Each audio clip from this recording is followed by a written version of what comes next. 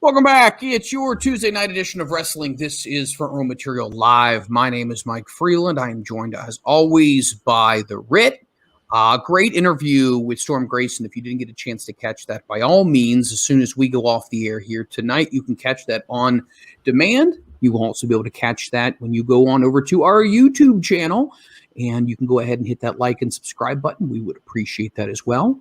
And if you would be so gracious to go ahead and hit the follow button on Twitch as well. That would mean a lot to us. We're always trying to go ahead and get more people to join into the conversations and to support the stars and to support the panelists. Ritster, any other following comments before we bring on Tom? No. I'm just, I'm ready because, man, without Tom this weekend, man, he made things a lot easier for me. And where we chilled at was very cool compared to the rest of the building. Where you mean cool as in like it's where the cool kids hang out? Or are you talking temperature cool? Oh, I'm talking temperature cool. It was a cool 64. Oh, now you're talking. Well, you know what? Let's just get right into it. Let's bring Tom Mitchell into here. Tom, how you doing, buddy? Welcome to Front Row Material. I'm great. Thank you so much for having me. It's such an honor to be on the show, guys. We are happy to have you, and we got nothing but love for PPW. They treated us so very well this past weekend, and big show, you guys, Aerial Assault. Tell us a little bit about how the show went and how the crowd responded to everything. Oh, so the show from like what I've seen was great. It seemed like a pretty busy show. I spent most of the actual show itself backstage. I'm the backstage interviewer for PPW. So the very few glimpses I got out, the crowd seemed hot. They were really into the matches I was watching. So it was a great time.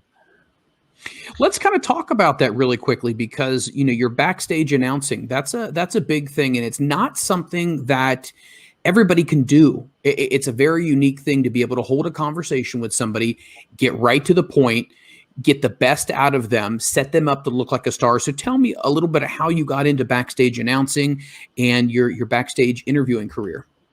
Yeah, so when I actually started out with PPW, so PPW is the first promotion I ever worked for.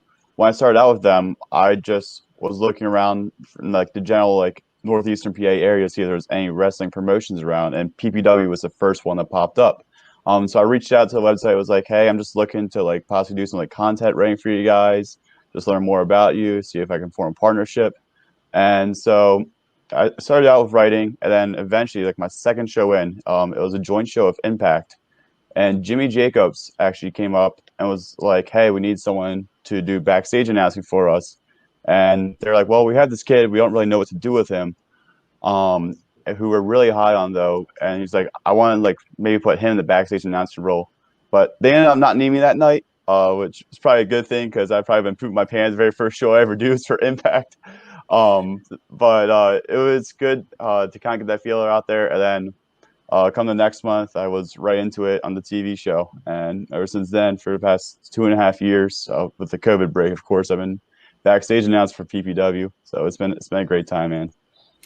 Let me ask you this. How did you decide that interviewing was something that you wanted to do? Was there a situation of where you watched wrestling on TV, you saw the people doing it, and you thought, man, that really interests me? Was there anybody, I'm going to throw some names out, and I can tell you're way younger than I am, so these may not resonate, but like Lord Alfred Hayes or Mean Gene, or Tony Schiavone or Todd Pettengale, I could go on and on.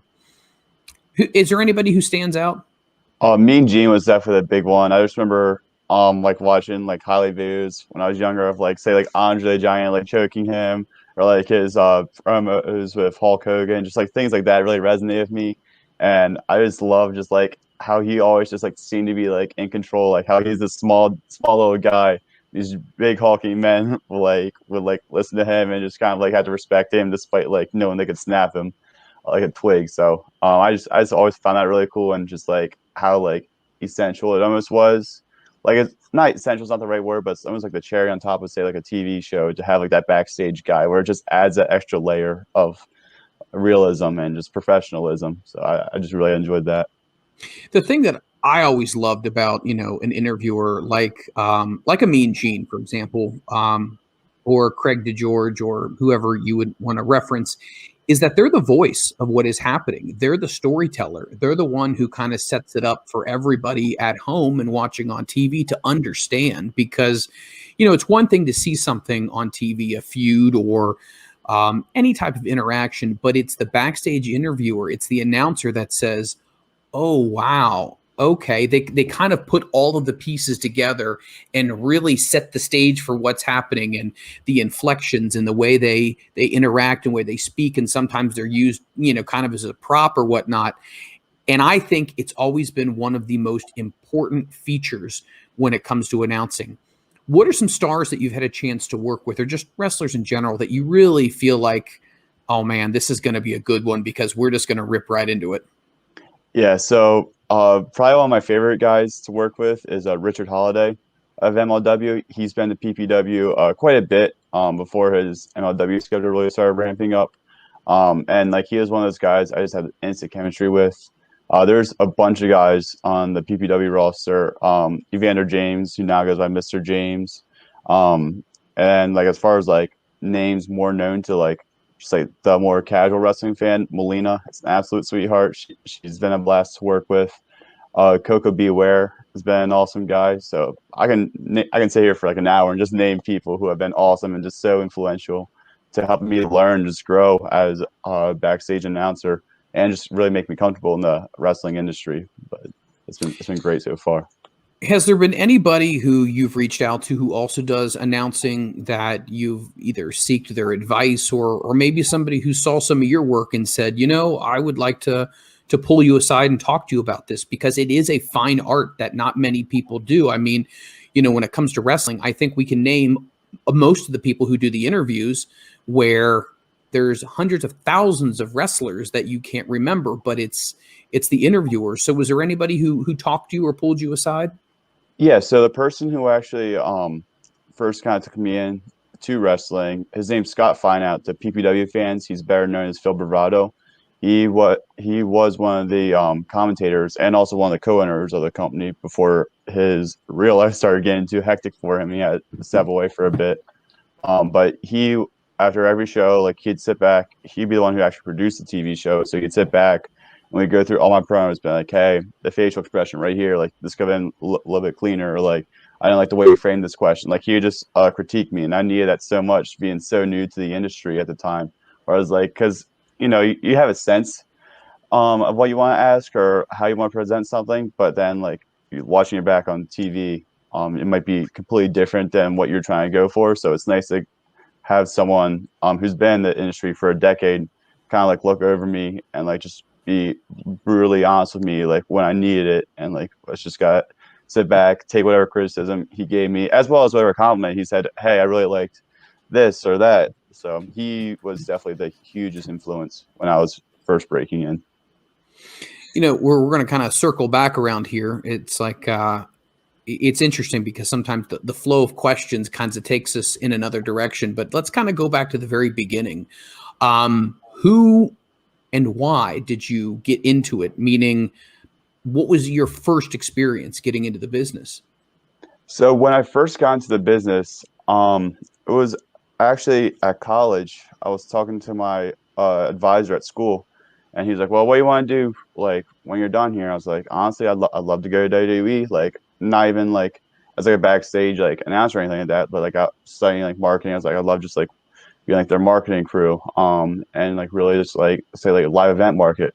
And eventually work my way up from there." But he's like, "Okay, so like let's start a little bit more local because Stanford was like 6 hours away from my school. It's like I'm not driving there or anything, getting an internship there." He's like, "Let's look a little more local," and that's where I found PPW. They were the first one I popped up when I looked up independent wrestling near me, and I was just really impressed, just with their whole presentation, like their website, looking at their Facebook pages, because like you see some independent companies and like they don't look like as like presentable as others, and so I was looking through those. I was like, wow, this looks like really like legit. So that's when I reached out, and I had like honestly like no intention of like become the backstage announcer. Like I really just wanted to like work and like learn and pick brains of people who've been in the industry for decades, and it just happened that eventually they needed a backstage announcer to really take their TV show to the next level, and thought that I was that perfect fit.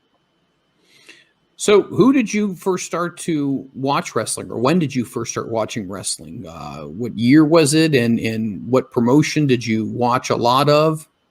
So my very first memory I have of wrestling was actually The Rock versus Hulk Hogan at WrestleMania 18. I remember I was like 3 years old at the time, sitting on my mom's bed. Oh my God, I Yeah, feel I might be showing my age old a bit there. Yeah, hell. Holy cow.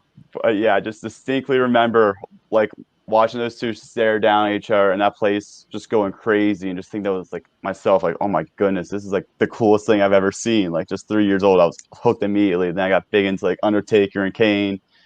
So I've always been a WWE guy. And then really started watching NXT and the like mid 2010s, that boom period. And I'm like still a WWE guy to this day. I like AEW as well, but it's always like your first one's always been WWE. So I've all for like the past, I guess, 20 years now been hooked, man. And WWE is like your wife, and AEW is like your mistress. It's kind of Right. like, you got to stay loyal to your original brand. I completely understand that. And I think what draws so many people to WWE, and I can only obviously speak for myself, but it's the lineage. It's everything that's happened there. And the name is so synonymous with so many great moments in history that's what you typically go to. It's kind of like, wow, this is what it is. So what other promotions have you gotten a chance to work for in addition to PPW? So the only one I've worked for outside PPW is National Championship Wrestling, based out of West Virginia. Um, I've been reaching out. I'm starting to somewhat expand. I got some things in the works right now. But as far as I've actually been on like the TV for, it's been PPW and NCW so far. And NCW's been great because they're on Fight TV, and that was the first company I was able to get on Fight TV with. So just being able to see yourself on Fight is just such an awesome feeling. So what's it like backstage during getting ready for a big show? I mean, do you still get those jitters before every show, or is it at some point, does it become a little bit more routine, a little bit more comfortable, or? I would say that it's pretty. At first, there's definitely the jitters. Mainly not even like being on camera because all throughout like high school and college, like I performed in front of crowds. Tom, I have a question. What's up? What is that thing behind you? Right there. Wait, that side. Here, over here. The other side. I see the Olympic gimmick, but the thing on the other side, coming from the ceiling. Oh, right there. That's Yeah, just like blackout curtains. I'm in my basement Smuggling right midgets. now. So Gotcha. yeah. You look uptight. Relax. Oh, I'm good. I just naturally like sit up. Like, There you go. That's it. My bad. Yeah, You I look gotta like give Sammy big stretches. Guevara. Stick out your tongue. Yep. Nailed it. Okay. That's all I had to say. Tom, keep up the good work. You're really talented. Thank you. I appreciate it. Okay. It means a lot. Bye. See ya. So let me ask you this. At the end of the day, you got PPW. You got a lot of experience going for you right now. Granted, is your home place, right? Where would you like to see yourself, let's say in 5 years from now? And I know that's the typical interview question. Where would you like to see yourself? Would it be being able to stay in the independents and continuing to be a part of that big groundswell of a culture? Or would you like to see yourself more with a large promotion, maybe on a national stage? I mean, I think the dream for anybody is to eventually make it to one of these larger promotions. But I'm having so much fun with PPW, with NCW right now that like I'm not really in any rush to like move up. I mean, obviously, WWE calls tomorrow or something. That's a whole other ball game. But as of right now, I've been just having so much fun with what I'm doing. Just really creating magic on the independent scene with some very talented guys. So I feel like also should be moving up here sooner rather than later. So yeah, if WWE or AEW, MLW, Impact, any of them come calling, absolutely. But I'm not in any rush to do so. I'm just enjoying just working in the independents right now. Well, being in PPW, you're going to be on Fight starting next month. You already have a little experience being on Fight a little bit. What's the difference, and the biggest difference going to be live and pre-recorded? Definitely just the slip ups or whatever. Like with a question, like you like it's fumble over your words, like you're live, like you gotta just keep going, you gotta roll through it. Compared to pre-recorded, like the errors from a very first show back in June, literally took us like 12 to 15 times to like get out like a 1 minute promo. It's just that's just how it goes sometimes. But when you're live, it's just boom, one take. You just gotta do it. So that's what I'm most nervous / excited about. Like it's definitely gonna be so surreal just to be able to be live, streaming a fight like pay-per-view. But at the same time, it's like, man, it's live. Like I don't have any margin for error kind of deal. So when it comes to obviously crowds that come in and they are really familiar with the wrestlers or whatnot, do you often have some fans that come in obviously with PPW who stop you and want to get a picture or want to get something signed? You ever have interactions with fans like that? yeah, definitely. So one of the cool things about PPW is we have trading cards for sale, like at our shows and stuff. Oh wow, Yeah. So that's awesome. yeah, so a bunch of wrestlers had their own trading card, and then Paul made me one as well. Paul Bow, one of the owners of PPW.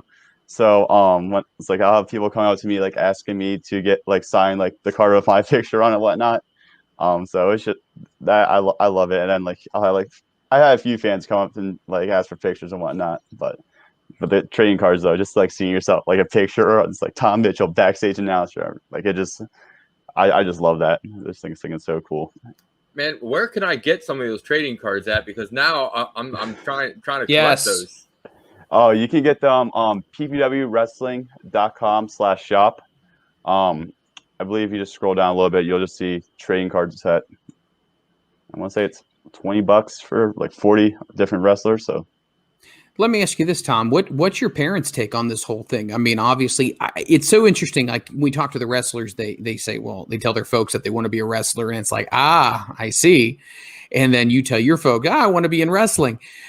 But you say, hold on, I'm going to hold the microphone. Is it still a little bit of, are they still apprehensive when they hear the word wrestling and they worry about your safety, kind of like a mom thing? Or did they fully endorse this and kind of get behind you?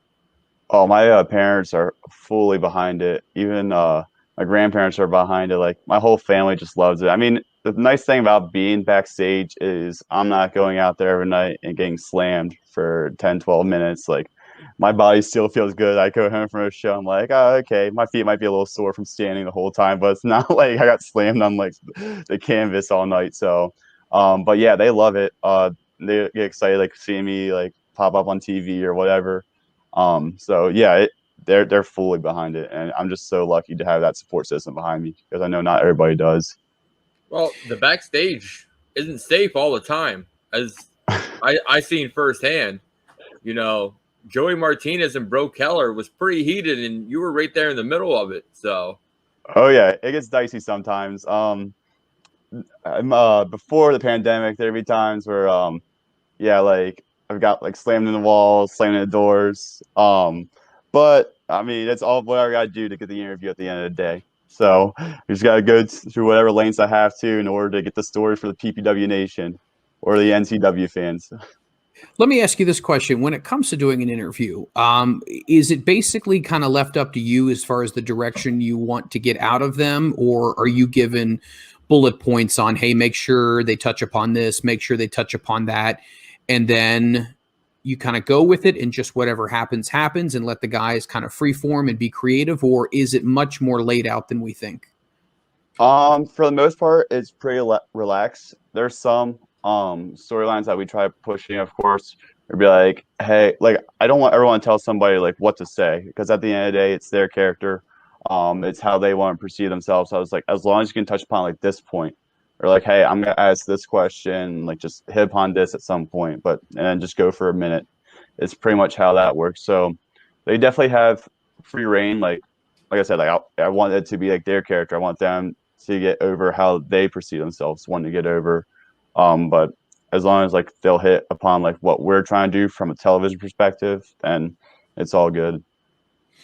We often, talk to wrestlers, and obviously our most recent interview, Storm Grayson, sometimes wrestlers will and will not watch their tapes back. From an announcer standpoint, are you in that same category? Will you rewatch the tapes again? Or do you say, no, I'm just in the same ballpark. I will probably slice this 1,000 ways from Sunday. No, I like watching back, critique myself, because I'll catch myself doing just some dumb things where I'm like, why did I do that? And then I'll be like self-conscious of it next time. So I realize not to do it again. So like, that was one of the nice things about working with Scott, Phil Bravado, is that we would always just like watch things back or talk things over.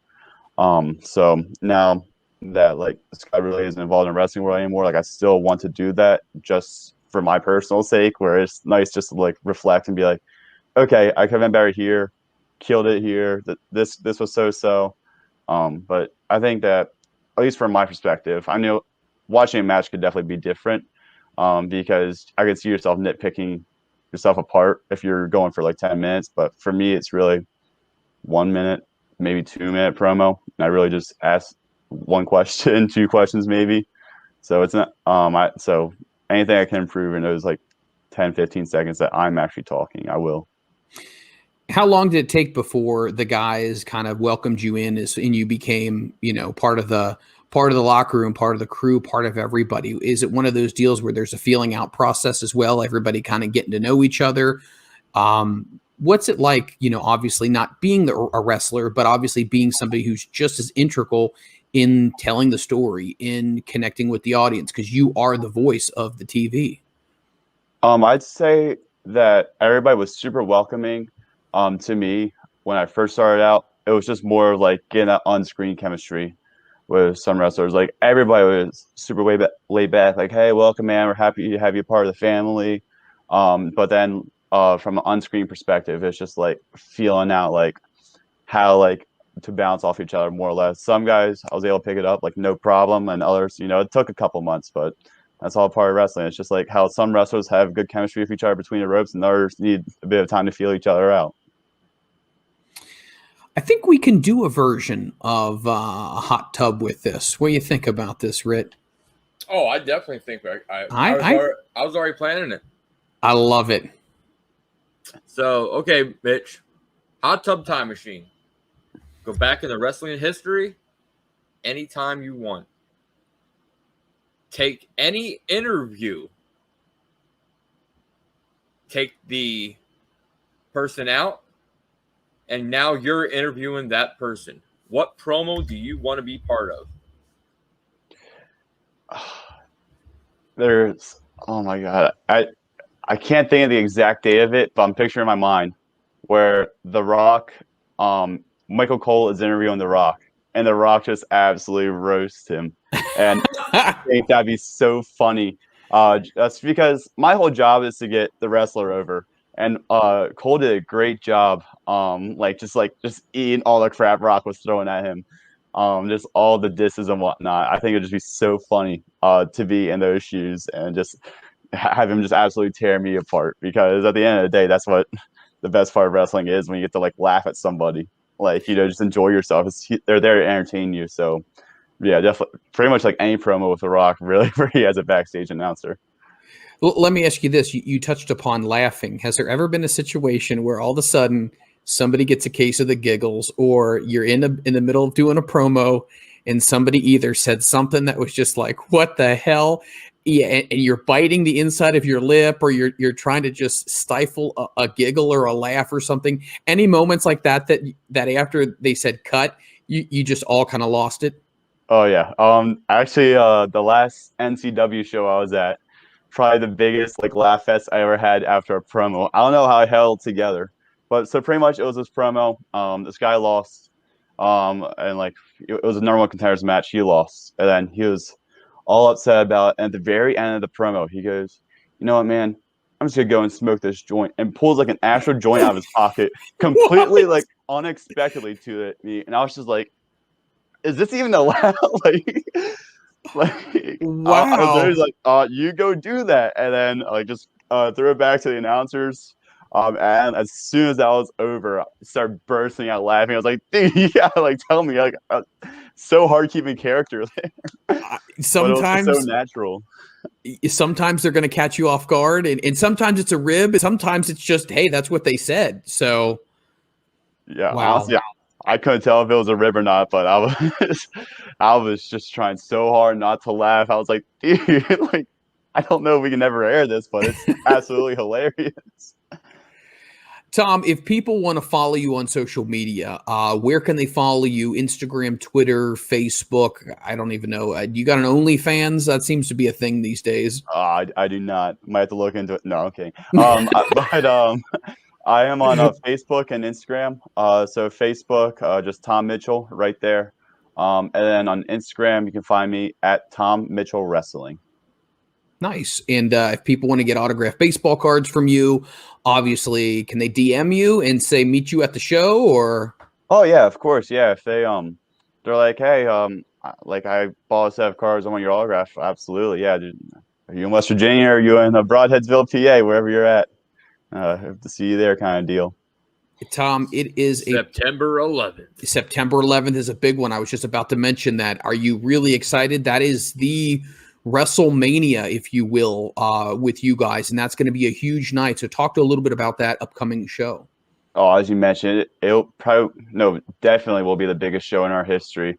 I mean, it's who's who of names. You got Bobby Fish, Mercedes Martinez, Kona Reeves, Ace Austin, Fuego del Sol, Hutu Guerrero, Enzo, Big Cass, Buddy Murphy, now known as Matthew Adams, Casey Lennox, Rachel Ellerick, and then plus like all your favorite PPW stars. So it really is like an all-star lineup. It's gonna be out in Broadheadsville on September 11th. I'm so excited for it. It's gonna be an awesome time. We are going to continue to plug that, and we are super excited about working with you guys, and it's going to be so much fun. And I tell you what, Tom, it's so exciting to see the enthusiasm that you have for this. It's just exciting to see people love what they're doing and doing it very, very well. And I can tell you right now, everybody is super behind you and super proud of the growth you've made as an announcer. I appreciate it. That truly does mean a lot. Thank you. All right, Tom, is there any chance we could twist your arm to come on back again? Oh, you don't got to twist my arm. I'll be back whenever you need me to. Sounds good. Tom, we'll talk to you down the road. Thanks again for your time. Thank you. Take care, Tom. Have a good night, guys. You too. Wow. That's so cool. When it comes to wrestling, we get to talk to the wrestlers. We get to talk to the promoters. But we don't get to talk to the interviewers. And as we said before, and like Tom said, I'm pushing the storyline. I'm trying to work with the guys so the TV audience can understand what's going on and, kind of get these guys over. That's a hard job because he has 1 to 2 minutes tops to absolutely nail it. And that's a lot of pressure, but it seems like he has done it long enough and he has the experience. And you can tell he's got that $1 million smile. He's a good looking kid. And when he said 3 years old during Rock Hogan, I was about to fall out of my chair. I thought, this guy is so young and I'm so not young. I don't know, but it's cool that these memories are very cross-generational, where people that are your age and my age are definitely being able to be enjoyed by the younger audience as well, either live or, by the use of the network or Peacock or whatever it is. So we all kind of collectively can reminisce on some of these really cool moments. Yeah, man, when I sit there and seen Tom, like, he came out of the meeting and I was just waiting there because, a couple of people were like, well, just go back to the meeting. No, I'm not, And Tom came out and he looked at me, I looked at him, and it's like, oh, now we got a face for the voice. You know what I mean? Yes. And, man, just the open arms that him and Paul and Anthony gave me, like, was just truly heartwarming because, man, Mitch is like, okay, who do you want? Okay, let's get this person. That then I'm backstage with him in the cool room, and just seeing him back there, like working out, everything with the talent. Like, I picked up pointers from him, and because he's been doing it a lot longer than me. And just learning like little cues and little things. Okay, this and that. it was a really great experience, and I was thankful that he was there to help me, and help us with our first show to work the kinks out of. Because, like you mentioned earlier, that anniversary show number 8, whew, that's going to go down in history. That's going to be a big deal. man, I can't wait to be there live with Kate, covering everything, seeing, meeting, me, hustling and bustling. That's right. Gotta give me those digits. I need those digits. You're something else.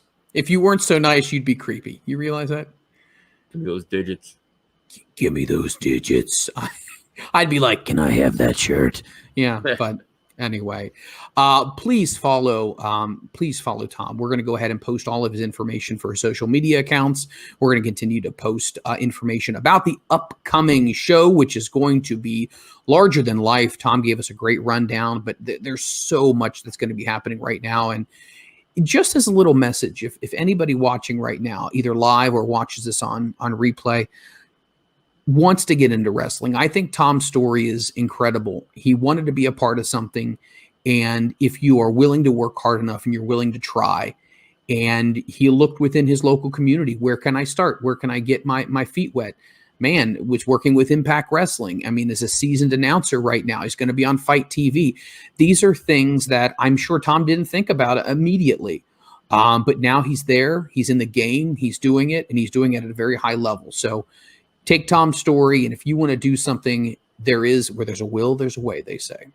Yeah, and Tom, along with Storm Grayson from earlier, yep, they both took the initiative to go out there and do the little extra work. And now they're both being very successful, and they're both set themselves up for a great future. I could not agree with you more. All right, guys, don't go anywhere. We're going to step out for a break here, but when we come back, it's going to be panel time. We're going to be talking about the latest news that has been hitting the world of professional wrestling in the last 7 days. We're going to be getting the hot takes from our panel members to find out what they think. We'd also love for you to jump in on the conversation as well. If you want to jump into the chat, feel free to shoot your questions over and share your thoughts and comments. Don't go anywhere. This is Front Row Material.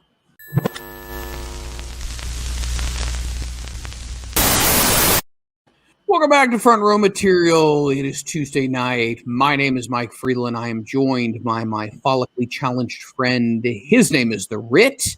It's been a fun night so far. If you guys are just getting caught up with us right now, in the 8 o'clock hour, we talked to Storm Grayson, who is a professional wrestler. If you didn't get a chance to catch that interview, please, by all means, catch it on demand as soon as we go off the air tonight. Or you can go ahead and catch the audio version once we go ahead and publish this as well. Also, we had a great interview with somebody from PPW. Who was that? My man, Tom Mitchell. Tom Mitchell from PPW. We had a great interview with him. He was talking about what it's like being a backstage interviewer when it comes to working with wrestlers, what it was like to get into the industry, how he was accepted into wrestling, and his aspirations for the future. We have nothing but love for PPW. They will be starting a relationship with Fight, and that is going to be coming up their next pay-per-view, which will be really, really exciting. So many things that are going on right now. It's been a great night. Thank you so much for tuning in with us. What else is on your mind right now, Ritt?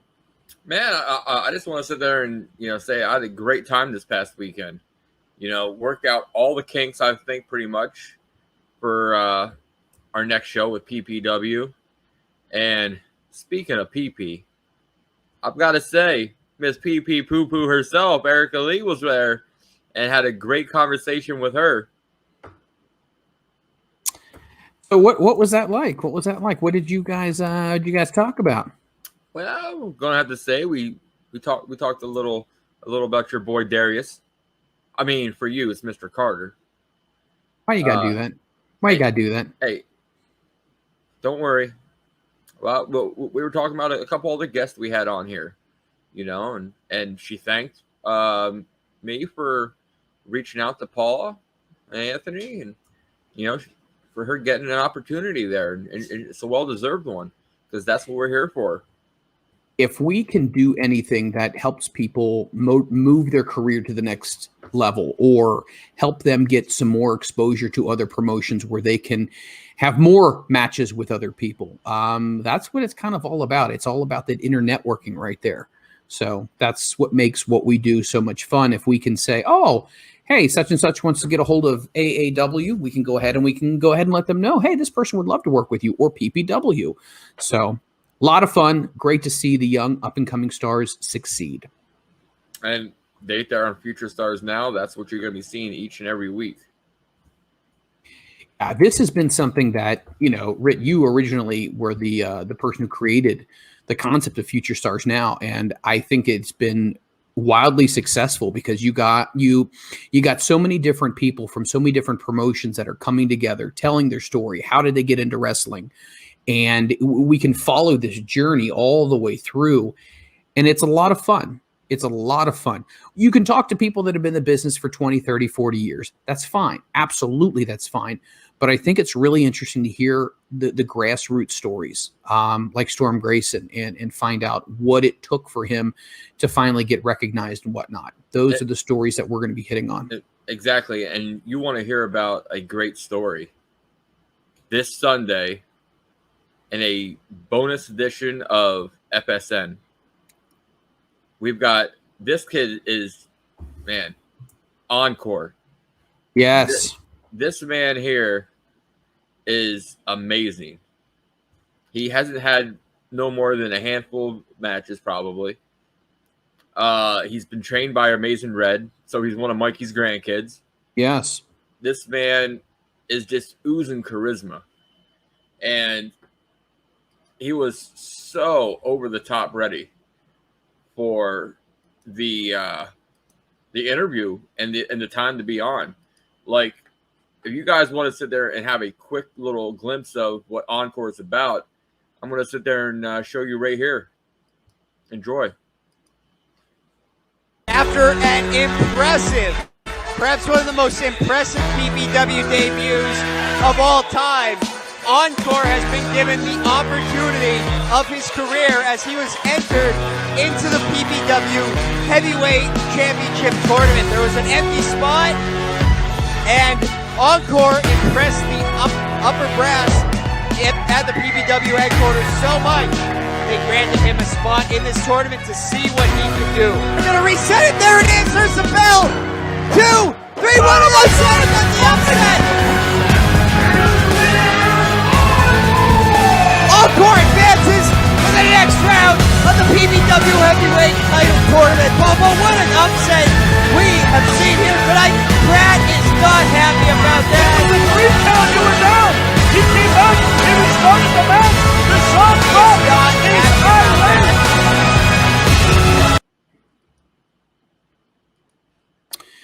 That is Encore. Wow. Like his entrance, you just felt the electricity. Mm-hmm. At the end, now this show has stars at it. My son met Mojo. Oppa Jr., Dark Order number 5 and 10. I asked him at the end of the night, who was your favorite? He said this man right here, Encore. And I'm like, man, when I had a conversation with Encore, and we're going to talk about this on Sunday, I flat out told him our concept for Future Stars Now, and we wanted to interview him. And I said, I'm going to be honest with you. You're not going to be around much longer on the indies. So we want to get on that, bottom level. And we want to rise it all the way up to the top floor because this man's the truth. Yeah, I agree with you 100%. Could not have said it better. So many rising stars, not only in PPW, but all over in the promotions, in the independent scene. And that's why it's so important to go ahead and go to your local shows, support your local wrestlers, buy their merchandise, whether it's a koozie or whether it's a shirt or whether it's an autographed baseball card. support these guys, support these gals. At the end of the day, they're busting their ass. They have a dream in mind. And if there's anything that you can do to help them progress that dream, then I think that we owe it to ourselves to do it, because people have motivated and pushed us to get better. So you always need to remember to pay it forward.